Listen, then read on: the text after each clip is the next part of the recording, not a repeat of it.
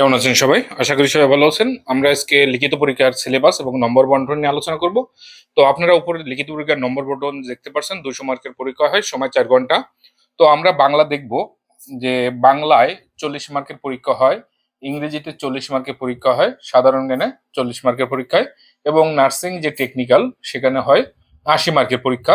তো বাংলা, ইংরেজি, সাধারণ জ্ঞান এখানে দেখেন প্রত্যেকটা পরীক্ষায় 25% অর্থাৎ 40-এর ভিতরে অবশ্যই আপনাকে 10 মার্ক পেতে হবে। আপনি যদি 9 মার্ক পান তাহলে আপনি কিন্তু ফেল।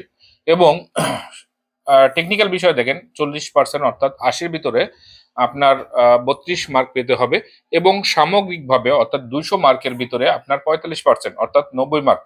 200-র ভিতরে অবশ্যই আপনাকে 90 মার্ক পেতে হবে, তাহলে আপনি কিন্তু পাস বলে বিবেচিত হবেন।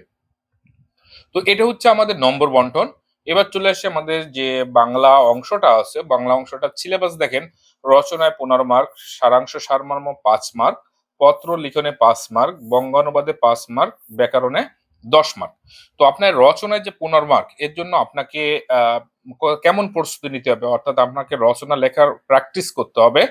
তো রচনায় দেখা যাচ্ছে 15 মার্কের ভিতরে আপনি যদি 10 থেকে 12 পেজ লেখার প্র্যাকটিসটা করেন তাহলে কিন্তু ভালো একটা মার্ক ক্যারি করতে পারবেন।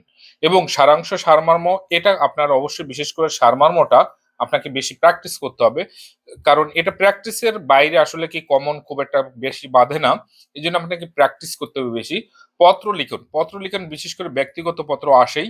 তো ব্যক্তিগত পত্র বা দেখা যাচ্ছে প্রকাশ, এই সংবাদপত্র প্রকাশিত যে পত্রগুলো, এগুলো আপনি দেখতে পারেন। ব্যক্তিগত পত্রের যে নিয়মটা আছে, আপনি যদি সেই নিয়মটা ফলো করেন তাহলে দেখা যাচ্ছে পাসের ভিতর 4 মার্ক ক্যারি করা ইজিলি।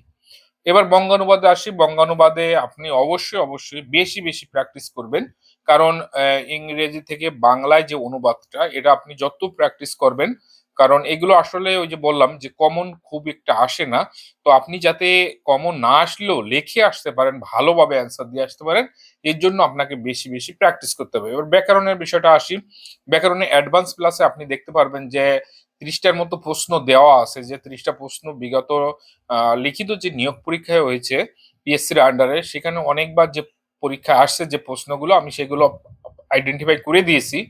তো সেগুলো তো অবশ্যই দেখবেন। পাশাপাশি আপনার থেকে দেখতে হবে যে সমার্থক শব্দ, তারপর বাগধারা, এ মাস্ট বি বাগধারা, এটা অবশ্যই অবশ্যই আপনাকে দেখতে হবে।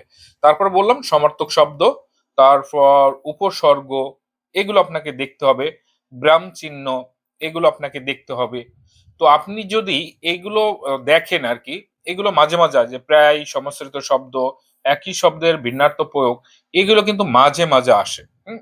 তো দেখা যাচ্ছে যে যেমন নত্যবিধান সত্যবিধানের যে নিয়মটা, এটা এখান থেকে বেশি আসে। তো আমার অ্যাডভান্স ক্লাস বইয়ে 30টা যে প্রশ্ন দেওয়া আছে খুবই গুরুত্বপূর্ণ, আপনারা সেগুলো যদি ফলো করেন তাহলে সেখান থেকে কিন্তু ভালো মার্ক ক্যারি করতে পারবেন। পাশাপাশি আপনাকে বললাম যে বাগধারা আপনাকে অবশ্যই দেখতে হবে, শুদ্ধ অশুদ্ধ অবশ্যই আপনাকে দেখতে হবে, তারপর সমার্থক শব্দ অবশ্যই আপনাকে দেখতে হবে। আর এগুলো আপনারা একটু জাস্ট দেখে যাবেন, ওকে। পাশাপাশি বিরাম চিহ্নর ব্যবহারটা খুবই গুরুত্বপূর্ণ।